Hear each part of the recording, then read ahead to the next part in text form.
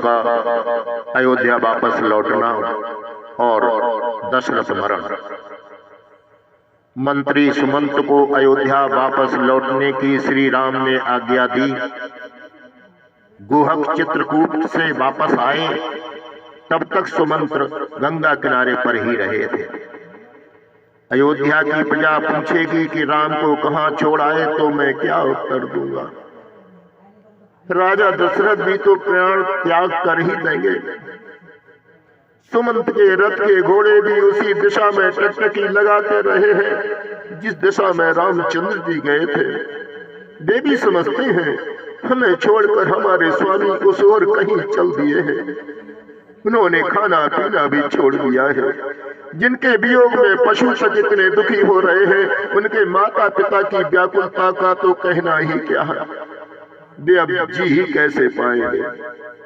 गुहक आए और सुमंत से कहने लगे, मंत्री जी आप तो ज्ञानी हैं, अब आप धैर्य ग्रहण करें, अयोध्या वापस पधारें, साथ में 4 वीर सेवक भी भेजे। मध्य रात के समय सुमंत अयोध्या लौटे। मैं किसी को भी अपना मुंह नहीं दिखाऊंगा, कोई पूछेगा तो मैं क्या उत्तर दूंगा।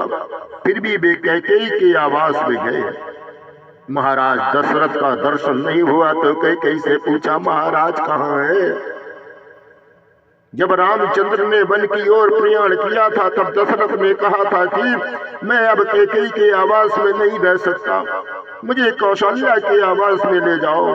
अतः भी कौशल्या के आवास में थे। राम विरह में जिसकी आंखों से 2 बूंद आंसू भी टपक जाए, उसका मन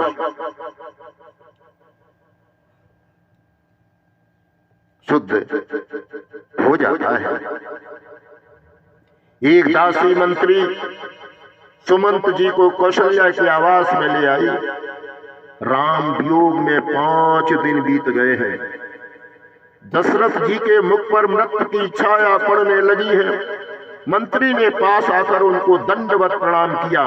दशरथ जी ने आंखें खोलकर देखा और पूछा, मेरा राम कहाँ है, कहाँ है मेरा राम, कहाँ छोड़ा है मेरे राम को। सीता वापस आई या नहीं, मुझे वहीं ले चलो जहां मेरे राम है। दशरथ जी की व्याकुलता देखकर सुमंत की आंखें भी आंसू बहाने लगी। वे कहने लगे, महाराज आप तो ज्ञानी हैं, धैर्य धारण करें, मैं राम जी का संदेश लाया हूं। उन्होंने कहा है कि मेरे पिताजी को मेरा प्रणाम कहना, और उनके ही प्रताप से हम वन में सकुशल हैं। महाराज मैं कितना निर्दयी हूं कि राम को छोड़कर वापस जीते जी आया हूं।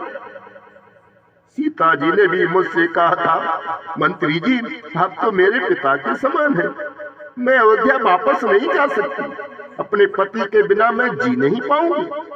मेरे ससुर जी को मेरा प्रणाम कहना। नाविक केवट ने उन सभी की सेवा की और निषाद राज ने भी उनकी बड़ी सेवा की, और मैं वापस आया। मेरे जैसा निष्ठुर और कौन हो सकता है। सुमंत के वचन सुनते ही राजा हे राम बोलते हुए नीचे गिर गए। कौशल्या व्याकुल हो गई, फिर भी राजा को धीरज दे रही है। राम विरह तो एक बड़ा सागर है, जिसे पार करना बड़ा कठिन है। आप तो कर्णधार हैं, यदि आप ही धैर्य खो देंगे तो और सबका क्या होगा। दशरथ जी ने कहा, वक्षस्थल में वेदना हो रही है। मुझे श्रवण कुमार के माता पिता ने शाप दिया था कि पुत्र विरह में मेरी मृत्यु होगी। सारी बात इस समय उन्हें याद आ गई और कह सुना। दशरथ जी विलाप करते हुए कहने लगे, मुझे वहीं ले जाइए जहां मेरा राम है। अपनी स्त्री के कहने में आकर मैंने अपने सुयोग्य पुत्र को वनवास दिया। मध्य रात्रि का समय है। राजा ने राम राम कहते हुए देह त्याग कर दिया। राम राम कहे, राम कही, राम राम कही राम। तनु पर हरि रघुबर बिरह,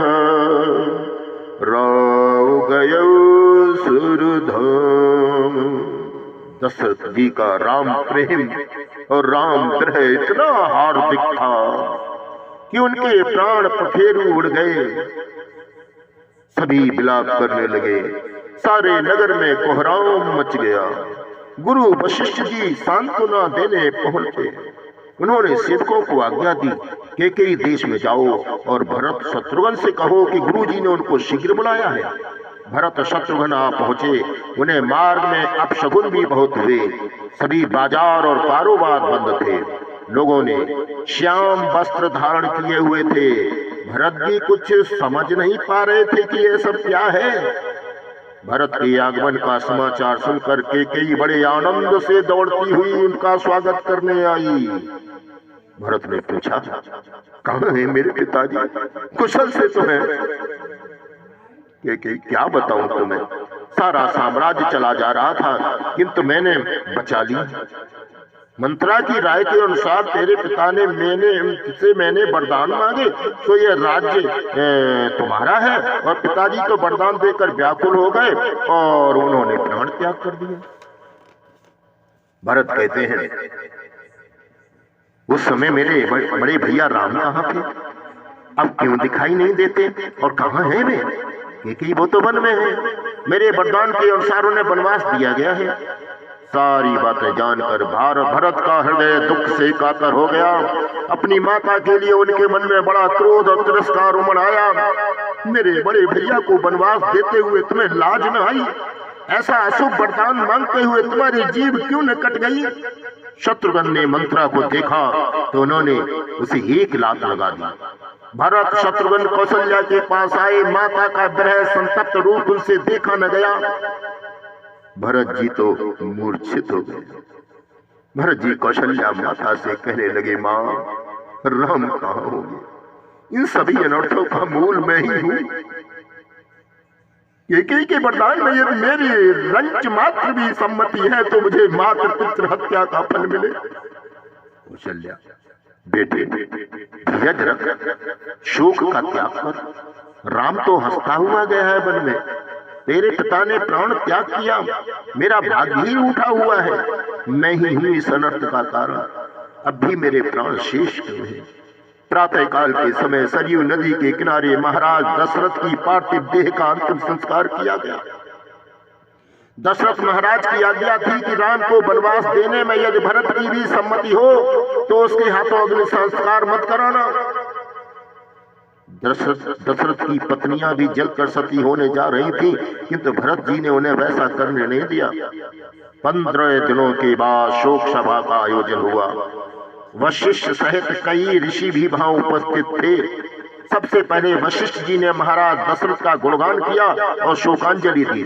फिर उन्होंने राजकुमार राम की भूल भूल प्रशंसा की और भरत से कहा कि पिताजी की आज्ञा शिरोधार्य करके राम ने वनवास स्वीकार किया। दशरथ जी स्वर्ग में सिधारे। अब कल हम तुम्हारा राज्याभिषेक करेंगे। किंतु भरत को यह बात स्वीकार नहीं थी। उन्हें बहुत समझाया गया। विधाता की गति अति क्रूर है। जिसे ब्राह्मण का शरीर मिला है फिर भी वो वेद शास्त्र जानता नहीं हो और अपने धर्म को छोड़कर विषय भोग में ही लीन रहता हो, उसका शोक करना चाहिए। शोक तो उस वैश्य को करना चाहिए जो अपने पास धन होते हुए भी न तो दान करता है, न अतिथि सत्कार करता है और न भक्ति करता है। शोक तो उस गृहस्थ को करना चाहिए जो मोहबस अपने कर्म मार्ग का त्याग करता है। उस सन्यासी का शोक किया जाए जो ज्ञान वैराग्य को छोड़कर सांसारिक प्रपंच में फंसा हुआ है। वह नारी सोचनी है जो अपने पति से छल करती है, जो कुटिल है, कलह प्रिय है, स्वेच्छाचारिणी है। सर्वाधिक सोचनी तो वो है जो अपने समय और संपत्ति का दुरुपयोग करता है, दूसरों का अनिष्ट करता है, अपने शरीर के पोषण और लालन में ही रत है और जो नाम मात्र भी हरि भक्ति नहीं करता है। महाराज दशरथ के लिए क्यों शोक करें? सच्चा राम प्रेम तो उन्हीं का था। राम वन गमन के दुख से उनका प्राण पखेरु उड़ गया। उनका तो यह लोक भी सुधर गया और परलोक भी। भरत, वनवास की अवधि समाप्त होने पर राम का पुनरागमन के बाद तुम जो चाहो सो करना, किंतु कल तो हम तुम्हें राज सिंहासन पर आरूढ़ करेंगे ही। आज अयोध्या अनाथ है, उसे सनाथ करना है तुम्हें। भरत, कौशल्या ने भी भरत को वैसी ही आज्ञा दी। भरत जी उत्तर देने के लिए खड़े हुए। राम सीता के स्मरण से उनकी आंखों से अश्रु धारा बहने लगी। पिताजी स्वर्ग में गए और रामचंद्र जी वन में गए। अब मेरा राज्याभिषेक होने पर मुझे कौन सा आनंद और सुख मिलेगा? अयोध्या की प्रजा को भी क्या लाभ होगा? सभी अनर्थों का कारण मैं ही हूँ। जगत में मुझ पापी का जन्म ही न होता तो अच्छा होता।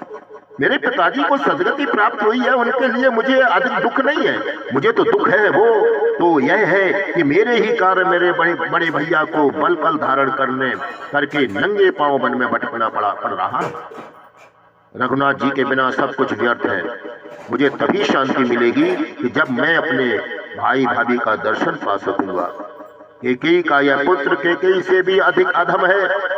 रामचंद्र जी की सेवा करने में मेरे जीवन की सफलता है। जिस राज सिंहासन पर कभी महाराज भगीरथ विराजते थे, उस पर बैठने की मेरी पात्रता नहीं है। मुझे आज्ञा और आशीर्वाद दीजिए। मैं कल श्री रामचंद्र जी के पास जाऊंगा।